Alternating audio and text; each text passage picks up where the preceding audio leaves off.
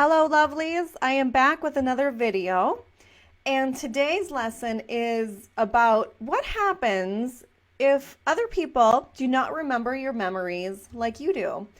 What are you supposed to do about that? What is your responsibility as an author to honor other people's memories and the way they've perceived things that overlap what you have in your book? So let's start at the beginning here. Remember, a memoir is a collection of memories, and it is a collection of your memories. So first, let's address this elephant in the room. Let's all first agree that memory is fallible. It will fail us. That's just biologically proven. And if you're anything like me, you really don't rely on your memory. I like to write everything down because, hey, I'm never going to be able to remember all this. So you may have a written version of your memory, but that doesn't mean you're always going to remember it that way. Our experiences in life and what we travel through will shade our memories and change them and shape them and discolor them. And we may think of things, we may remember events in a very similar basic way with some facts here, but there may be different ways we start interpreting them and analyzing them as we grow and we experience more. So memory is this moving, living, breathing thing. So let's just first agree on that. And then let's talk about how subjective memory is, right? This is your memory. It's not mine. Our memories are never going to be the same. They're not going to operate in the same way. We're not ever going to pick up on the same things that other people pick up on in every situation. We interpret events differently. Even if there's 10 of us in the room and we all see the same thing, there's going to be 10 different versions of that story. There's going to be 10 different ways that this is retold because we are unique individuals. There's just no way around this fact. And that's what makes our stories so wonderful and unique and so us, right? They're ours. We own them. So even if you've experienced the same thing as someone, you can almost guarantee that they're going to remember it even just slightly different. It may be very similar, but there's going to be differences. Because third, while we're all kind of similar in similar ways, that doesn't mean you're going to remember things in the same way because you have your own style, your own voice, and your own way of sharing. So even if your memory is very similar, the way you share it could be very different. You may want to share more or less than someone would choose to share who saw the same thing sitting next to you. You may be much more expressive and into your emotions, and someone else may be more focused on the facts. And you didn't remember what color that guy's shirt was, but you sure as hell remember him screaming at you, right? So there's differences in the way we retell things, let alone remember them. So all of these things add up to this one main idea I want you to take away, that your memories are yours and they're no one else's. No one else can claim them, and it is okay that they are different because they will be different. They will be.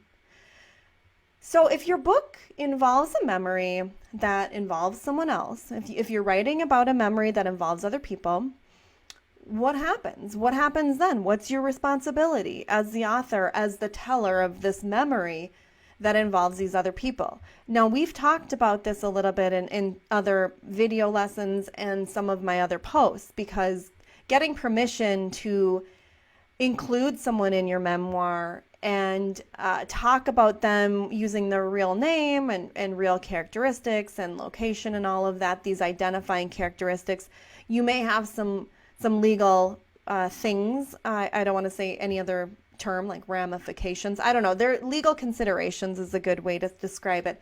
There are maybe things you want to consider. I am not a lawyer. I don't play one on the internet. I can't tell you whether or not you must get permission, but I think it's a good rule of thumb to, especially those people who are close to you, who might have some thoughts about what you write, to at least let them know and ask them if you can use their name. And if you don't want to, just change their name. That's fine. We're going to probably talk about this a lot more in the future. This is a pretty hot topic in this realm of writing your life stories, because in your life, real people exist, and you are talking about real people and real events. We can't get around that. So as a rule of thumb, seek permission. But here's the thing. You can go ahead and share those memories with these people. Let them know what you intend on including in your book. Hey, I'm going to talk about, remember that one time we did this, this, and that, or this is the timeline of my book, and you fell into this timeline early on during these years. Give them kind of some generalities of where your story is going to be living and where they come into that timeline as a character in your story, and let them know where they might find some concern. Let's just lay it out there, right? Maybe they are concerned with how they're going to be shaded as the bad guy. Maybe there's nothing to be concerned about. Just let them know. If you haven't written it yet, just give them those kind of parameters. If you've written it, let them read it. And here's the thing. Again, here's another thing. When they read it, they will have thoughts. You can hear them, and you can respectfully say, thank you for your thoughts. I'll take that into consideration with my final draft and move on. Now that's kind of like code for like, thanks a lot, bye, because you don't really have to do anything they want you to do, okay? So say it with me now. These are your memories. This is your memoir. This is not theirs. This is no one else's. You own this. This is yours. It's coming from you. Of course, that doesn't mean you need to be a complete jerk about things, right? You can hear them, and you can definitely consider it. Now, you have a couple options here. Let's say there is someone you want to kind of get feedback from, or make sure that you give them that heads up, that advance warning. Hey, you're in the book. This is what I'm writing about. I want to make sure it's okay for me to include this.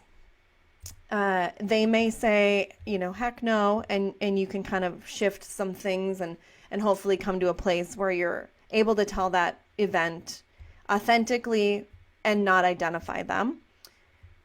Or you can take what they're saying, and maybe they have some feedback like, this isn't how I remember it, or what, didn't this happen like this? You can take their feedback and consider it. You can make changes to your memoir if you really feel that's in line with where you want your final draft to be. You could also essentially, like I said, kind of tell them thank you and then do nothing, right? This is your book, but approach it with respect and gratitude. Thank you so much for sharing your feedback. It really means a lot to me. And keep in mind that it might be difficult for them to give you that permission, or for them to put themselves out there as well. So if there is a way for you to adjust some details that feel like you're not lying, that you're not softening the blow, or whatever it might be, maybe this person, you don't have to talk about their personal life to give their character that depth. Maybe there's a way to include them and not go in that direction, but still honor your story and your memory. Consider doing that if you would prefer to avoid that conflict, or you would prefer to preserve that relationship with that person. Most of the time, memoirs are going to involve stories that are not the world's happiest. They're going to involve some pretty hard to read events. And if one character in your story is kind of the bad guy, the perpetrator, the, antagonist, if you will, they may have some thoughts on whether or not they're included. Now, let's say this person is no longer anywhere near your life. Again, I'm not a lawyer. I can't tell you whether or not you can legally include them, but I don't think you need to ask permission of every single person listed in your book. If this person influenced your life and was in your life, for example, an ex-husband or ex-boyfriend would have been in your life for many years, I would assume, if they were someone who really drove the events of your story, there's really no way to tell your story without including them. And for me, for example, I don't have contact with my oldest son's father. There's just no way for me to even find him. I don't even know where he is. So there's the search for permission from him would probably end with a dead end. It probably would just hit a brick wall. And quite honestly, I could include him in my story without giving tons of identifying information that would lead to sort of just a generic first name type of character. I'm okay with that. It doesn't bother me. It doesn't make me think that my story would be less impactful. I don't need to give all of that information out in order for my story to live in its full glory and honor my story. So there are definitely ways for you to get around that and be okay with that and kind of be like kosher all across the board. So again, let's recap here. You don't need anyone's permission to write about how you remember these events. If this person's giving you permission to have them in the book, or you know that you're doing it in a way where you don't need direct permission, you don't need to care about whether or not they remember the same memories the way you do. It's not relevant at all. So stick with your truth, stick with your gut, do what you feel is right as far as permissions and what to include.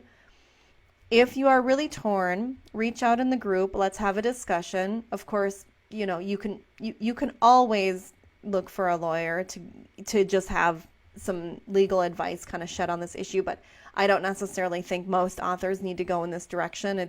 It really doesn't necessarily touch a lot of books, put it that way. This isn't something many books need to deal with. You may end up getting a publisher that might have to go through a bit of those legal motions at some point.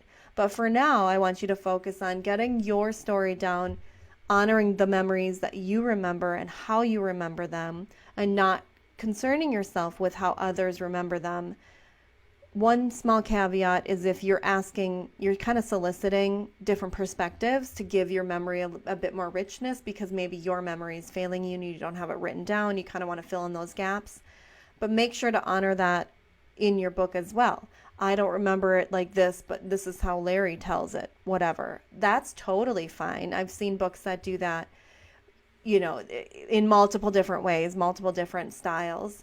And it comes across very well. I respect them for saying, hey, I don't remember, but this is what they said happened. So that's okay. It's your book. Own it. Write it how you need to write it. Get it out. Get it down. And don't worry about those other perspectives, opinions, and thoughts that could influence your book in a way that you aren't comfortable with. That's my message for today.